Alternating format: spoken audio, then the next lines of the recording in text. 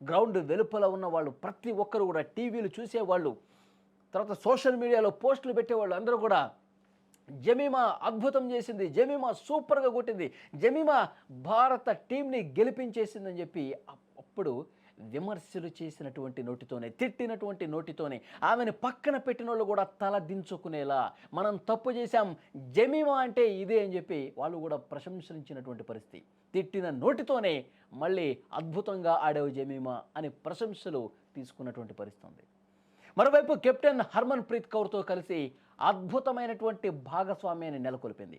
చివరికి 127 పరుగులతో నాటౌట్గా నిలిచి అద్భుతమైనటువంటి సెంచరీతో భారత్కు చారిత్రాత్మక విజయం అందించింది. ఈ సెంచరీ కేవలం పరుగుల సంఖ్య మాత్రమే కాదండి, ఆమె పోరాట పటిమకు, కసికి, పట్టుదలకు. ఒక మహిళ ఏదైనా బలంగా మనసులో అనుకుంటే, గుండెల్లో అనుకుంటే చేసి తీరుతుంది. అది జమీమాని చూసిన వాళ్ళందరికీ అర్థమవుతుంది. ఆమె కన్నీళ్లు పెట్టుకోవటం చూసి అభిమానులు నిజంగా భావోద్వేగానికి గురయ్యారు. అవి కేవలం ఆనంద బాష్పాలు కాదు, తనపై పెట్టుకున్న నమ్మకం. ఆ నమ్మకాన్ని నిలబెట్టుకున్నందుకు తనను పక్కన పెట్టాలి అని చూసిన వాళ్ళకి తన ఆటతోనే బదులిచ్చినటువంటి పరిస్థితి. అందుకే ఆమె భావోద్వేగానికి గురైనప్పుడు కూడా ప్రతి ఒక్కరి కళ్ళల్లో, క్రికెట్ని అభిమానించే వాళ్ళ కళ్ళల్లో, జమీమా ఆట తీరును గత కొన్నాళ్లుగా పరిశీలించిన వాళ్ళ కళ్ళల్లో, ఆమెను విమర్శించినటువంటి వాళ్ళ కళ్ళల్లో ఒక్కసారిగా నీళ్లు తిరిగినటువంటి పరిస్థితి ఉంది.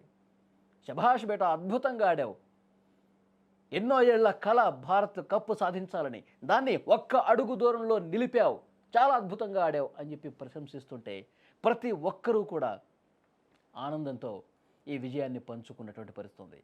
జమీమాకి సుమన్ టీవీ కూడా కంగ్రాట్స్ చెప్తోంది. ఫైనల్ మ్యాచ్కు సంబంధించి ఆల్ ది బెస్ట్ చెప్తోంది. నీ ఫామ్ని ఇదే విధంగా కొనసాగించు, ఇలాంటి పోరాట పటిమ, ఇలాంటి కసి, ఇలాంటి పట్టుదల నువ్వు కొనసాగించు. సౌత్ ఆఫ్రికాతో జరిగే ఫైనల్ మ్యాచ్లో కూడా అద్భుతంగా ఆడి ఇండియాకి కప్పు తీసుకొచ్చాయి. టీం అందరికీ కూడా Suman TV all the best చెప్తోంది. ఫైనల్లో మనం ఎలాగైనా గెలవాల్సిందే, కసిగా ఆడండి, గెలవండి, ప్రతి ఒక్క భారతీయుడు సగర్వంగా తలెత్తుకునేలా చేయండి. All the best team India.